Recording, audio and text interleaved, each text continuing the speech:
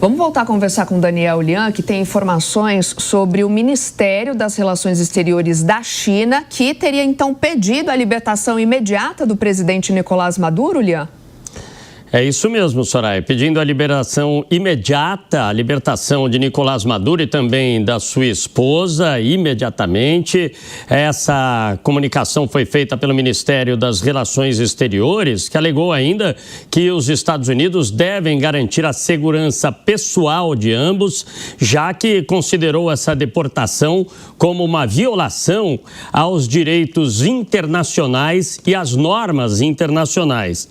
O governo chinês se diz profundamente chocado com o uso da força contra um Estado soberano, contra um Estado independente, e que essa ação norte-americana acaba até ferindo o princípio da não intervenção. O governo chinês destaca ainda que esse episódio acaba afetando e provocando um comportamento hegemônico que coloca em risco a segurança regional e também a própria paz na região. Vale ressaltar que a China é um dos principais parceiros, não só econômico, mas também político da Venezuela. Portanto, pede aí a liberação imediata e se diz muito preocupado com esta ação norte-americana do governo chinês.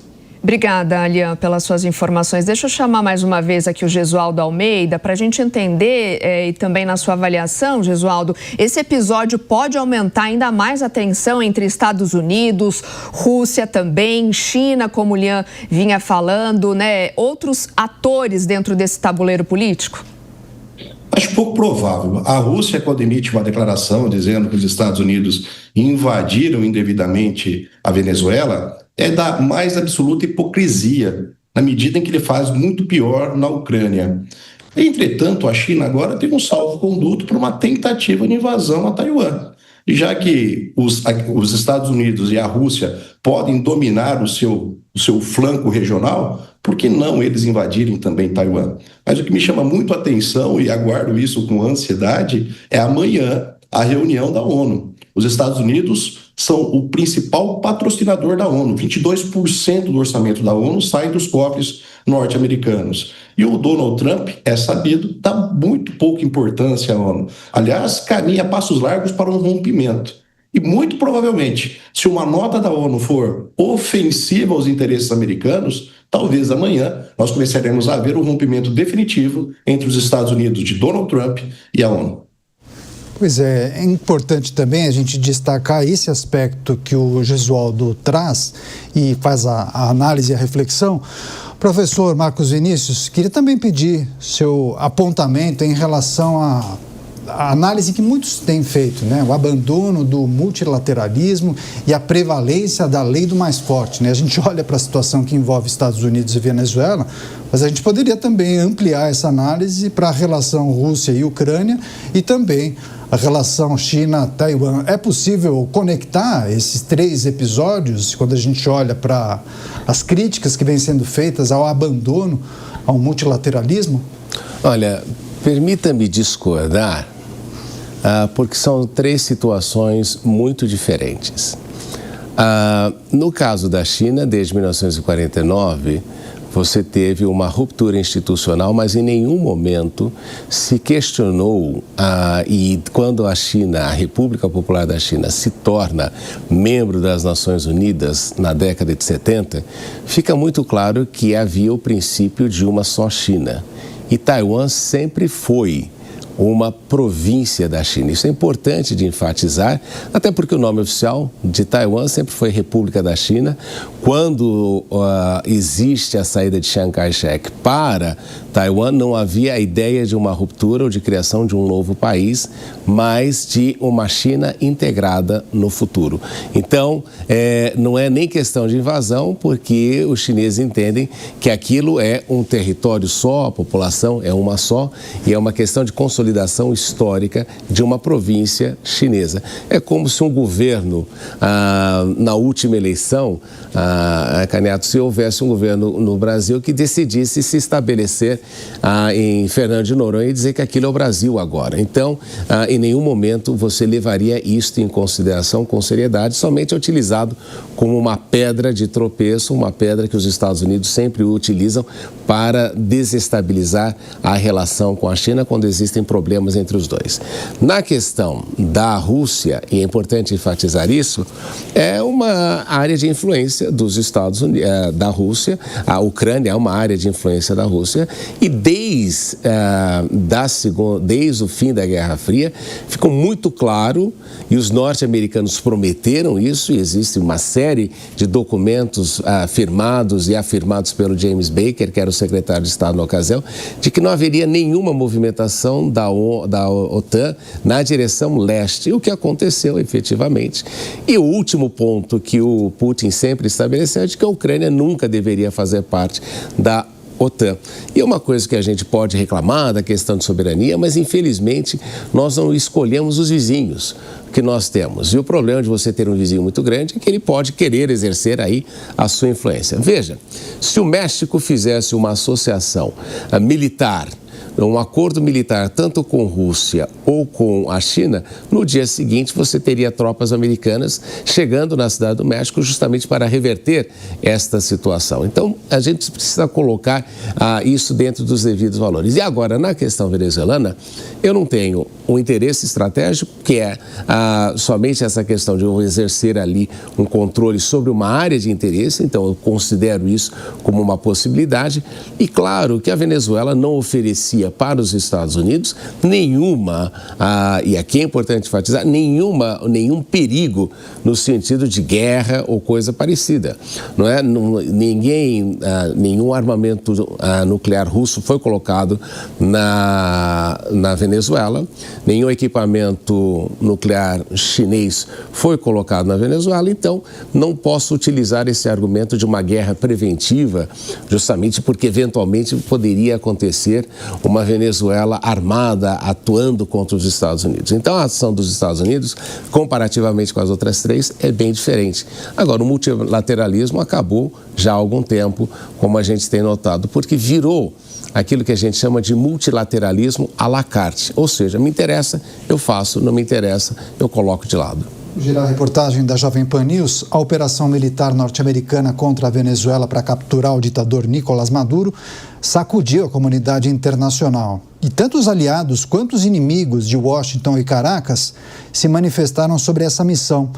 Luca Bassani chega da Europa ao vivo, vai trazer os detalhes, as várias manifestações, muitos enaltecendo a ação norte-americana, mas vários líderes colocando em xeque, falando em atentado contra a soberania, desrespeito ao direito internacional. Luca, seja bem-vindo mais uma vez, bom dia. Bom dia também a você, Daniel, a todos que nos acompanham neste domingo. De fato, houve uma resposta divisiva, dependendo da linha ideológica seguida por determinados chefes de Estado e de governo.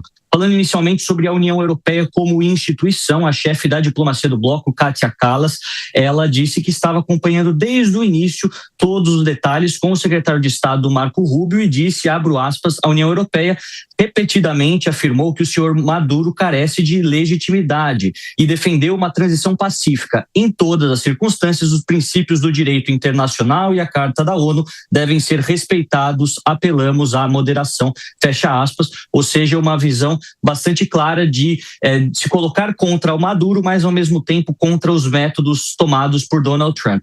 Na mesma linha, a presidente da Comissão Europeia, Ursula von der Leyen, também disse algo parecido, também temos a publicação dela. Abro aspas, acompanhamos de perto a situação na Venezuela, manifestamos nossa solidariedade ao povo venezuelano e apoiamos uma transição pacífica e democrática. Qualquer solução deve respeitar o direito internacional e a Carta da ONU, fecha aspas, mais uma vez ecoando o que disse a chefe da diplomacia e uma visão que foi também representada por países importantes da União Europeia, como a França e a Alemanha, que criticaram Nicolás Maduro, nunca o reconheciam como o chefe legítimo legítimo do Estado venezuelano, principalmente após as eleições fraudadas de 2024, mas assumem uma postura também de criticar a quebra da soberania pela intervenção norte-americana. Olhando para os políticos europeus, aí temos a fala de Pedro Sánchez, o primeiro-ministro espanhol de esquerda e que também tem se colocado muitas vezes de maneira antagônica aos demais europeus. Ele disse, abro aspas, o governo da Espanha está monitorando de perto os acontecimentos na Venezuela, nossa embaixada e consulados estão operacionais. Apelamos à desescalada e à responsabilidade, o direito internacional e os princípios da Carta das Nações Unidas devem ser respeitados. Fecho aspas, lembrando que Pedro Sánchez é governador, né, no caso, o chefe de governo de um país que tem uma das maiores diásporas de venezuelanos desde a crise econômica, e muitos desses venezuelanos, inclusive, comemoraram na Puerta del Sol, em Madrid, a queda do regime de Nicolás Maduro. Agora, indo para as Américas, né, Cláudia Sheinbaum, presidente do México, também se manifestou, publicando diretamente o artigo da ONU. Ela disse, o artigo 2, parágrafo 4º da Carta das Nações Unidas diz textualmente: os membros da organização e suas relações internacionais se abstêm de recorrer à ameaça ou ao uso de força contra a integridade territorial ou a independência política de qualquer Estado ou em qualquer outra forma incompatível com o propósito das Nações Unidas. Mais uma líder do mundo que segue a vertente ideológica da esquerda e fez mais críticas aos métodos utilizados do que comemorou a queda de Maduro em si.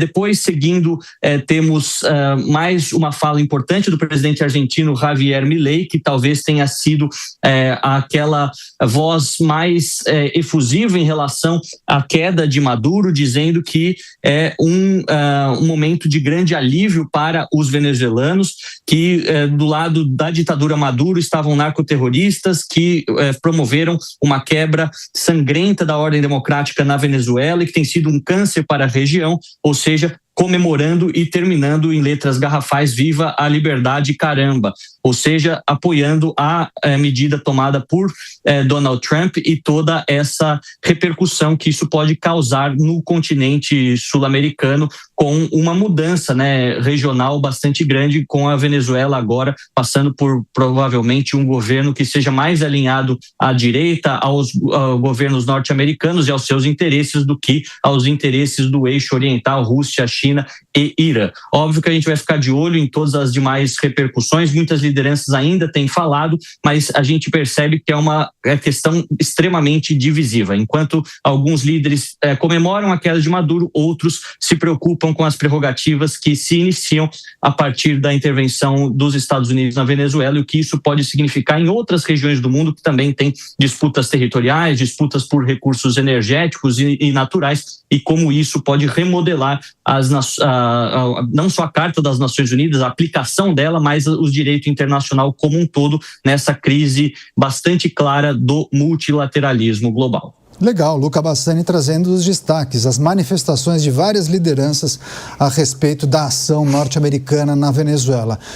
Luca, até daqui a pouquinho. Grande abraço a você. Vou conectar diretamente com o Marcos Vinícius, o nosso professor que está com a gente hoje. Daqui a pouco a Soraya, inclusive, vai trazer essa repercussão, essa fala de Javier Milei. Antes disso, professor, queria só pedir que o senhor faça uma avaliação sobre a reunião do Conselho de Segurança amanhã da ONU. Ok, muitos países criticam o método utilizado pelos Estados Unidos, mas quais são os dispositivos possíveis, quando a gente olha principalmente para a ONU, para você condenar o país após uma intervenção, uma operação como essa que retira do poder o seu líder, né, ainda que seja um ditador? Os franceses têm um termo, né? Fait accompli. Não tem o que fazer nessa situação, até porque os Estados Unidos vão ali se manifestar e vão criar, né, toda um argumento no sentido de que Maduro tinha um impacto sobre os direitos humanos. É interessante que, apesar de Trump desvalorizar as Nações Unidas, eles não deixam de fazer parte porque entendem que é necessário para a sua movimentação global, como liderança global, não é? Porque se não fosse importante, ainda os Estados Unidos não pertenceriam ou teriam aí saído da organização. Já fizeram isso no passado, quanto da Liga das Nações, que foram ali os elementos que mais impulsionaram e na hora final não participaram. Então, o que nós notamos é que a argumentação norte-americana vai ser no sentido de que Maduro era um ditador, narcotraficante, criar um argumento ideológico contra Maduro nesse processo todo, dizer que fizeram bem ao povo venezuelano e dar ali os dados da situação econômica da Venezuela. E, obviamente, que haverá condenação, haverá o direito de espernear é sempre presente, mas eu não vejo qualquer país querendo fazer uma intervenção dentro dos Estados Unidos, ou uma intervenção militar nos Estados Unidos, até porque ninguém faria uma atuação contra uma potência nuclearmente armada.